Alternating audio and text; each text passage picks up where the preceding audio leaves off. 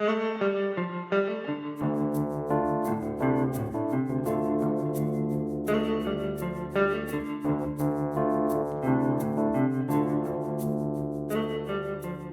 everybody, it's Matt. This is the 10-Minute Bible Hour podcast. And this week, my friend Jeff, who normally edits and does all the music, he's on vacation. I hope he's having a beautiful time. So my other friend, Tina, who helps me out with the editing now on Ironwood Rhino, and she edits all the episodes for No Dumb Questions that I do with my buddy Destin. She is taking over, and she's been helping me out this week. But all of that is particularly pertinent because Tina, she's got a long list of skills. She's grandma. She can make authentic Mexican food. She can speak 2 languages. She's real smart. She's great at stuff. But one of the things she can't do, to the best of my knowledge, is mix, write, and arrange and perform music. I don't think she has a music studio in her basement at all, which means there's no chance of her whipping up some little cover of the song I'm talking about and sticking it at the end of this episode, which I would not want. Because the song I want to talk about is called Say So by Doja Cat. How do I feel about Doja Cat? I don't know. No opinion. I would need information to have an opinion. I don't really know anything about her. I saw a picture of her one time on an album cover. She looked like a nice lady. I don't know. I'm sure she's great. I have no personal I got nothing. I got nothing whatsoever. All I know is she has a song. It's called Say So. And somebody who's in charge of all the radio stations in the world and whoever owns XM, like Dick and Linda XM, the owners of XM, decided we're going to play that song. Not once, not twice, but all the time. At any given time, you could tune somewhere on XM radio and it will be playing. And it turned into a running joke for my wife and I. Couple years ago, 2019, 2020, I don't know. Yeah, pandemic year. I don't remember. It was somewhere right in there. And I'm not kidding. We would get in the vehicle and turn on the XM radio and be like, it's coming. Here it is. And it was just always on. Always, always, all the time. Now, the song itself, I don't know. It's got kind of a like 70s sort of funk groove. I don't hate it. It's fine, I guess. It's not special. It's not good. The only reason I know it is because it's on all the time. And that's really all I wanted to talk about, because when I put together these episodes, I'm like, let's do a fun little thing at the beginning. It's kind of memorable. And then we'll talk about how that sort of illustrates the point. And then we'll come back to it in case people were forgetting what the exercise was here. And it'll be like, hey, remember the thing we talked about at the beginning? There's a thing we talked about at the beginning. This is wonderful. And then you feel symmetry and it's great. And we do it all again tomorrow. And so today I'm like, okay, well, Jesus keeps using this "if you say so" line. I'm like, say so. What do I even connect that to? Oh no, that song. It's back. I'm going to tell everybody about it. So then now they're going to go look it up and now it's going to be stuck in your heads too. Seriously, please don't go listen to it. It's repetitive. It's going to get stuck in your head. But please do go read the Bible, because in the book of Matthew, there is a phrase that is often repeated toward the end of the book that is important because Jesus says it, and it is good. And now we are going to look at 3 places where that phrase gets repeated, and we're going to have a nice time doing it.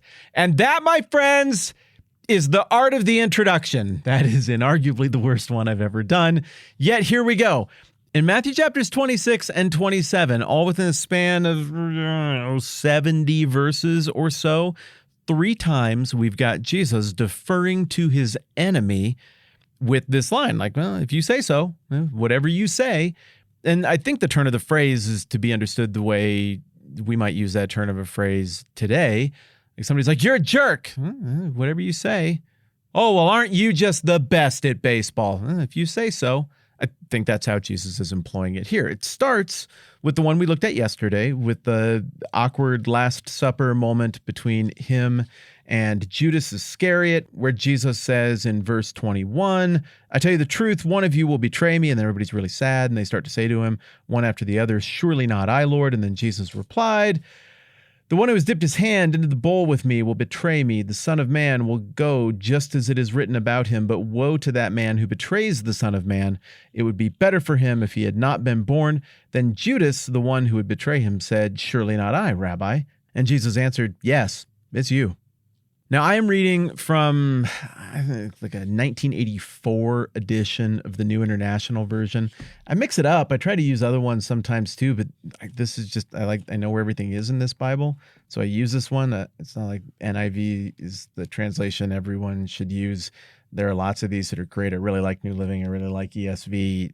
I don't know. I'm not trying to make a translation statement, but the one I use is just the one that I got. And so what I will note is that the way the 1984 NIV renders this is a little bit different than the way pretty much every more recent mainstream English translation renders Jesus' response to Judas. People who are way, way, way more nimble with the Greek than I will ever be say in complete unison that what we get from Jesus here is not just the way I simply rendered it yesterday, which is kind of like David being confronted by the prophet and being told, "You are that man." And apparently it reads in the original language more like, "You said it." The more recent edition of the New International Version, which I think is 2011, renders it thusly, "You've said so." The Christian Standard Bible says, "You've said it." The English Standard Version says, "You've said so." And the New Living Translation says, "You've said it." Again, I feel like this is one of those places where I need to apologize a little bit because my fumbling elementary Greek just isn't good enough to catch most of the little social nuances. I mean, every now and then I can read what somebody wrote about it and go back with all of that spelled out for me and be like, "Oh, I get it. Yeah, I see it." And so again, like, I just want you to know who you're dealing with here. I'm not some like fake humble person who's actually secretly super, super awesome at the biblical languages. Like, I took the classes, I do my best, I try to keep up on it, but I am no scholar of these languages, and that kind of nuance, it would just absolutely escape me without all kinds of help. So we got to depend on people who are way better at it. And that seems to be their consensus, that Jesus is using some kind of turn of a phrase to be like, "That's kind of on you." Like, you know what you're talking about. Yesterday, I was kind of imagining this scene as happening in front of everyone with little asides occurring as people were jumping into conversations the way you would in an ancient Near Eastern meal like this.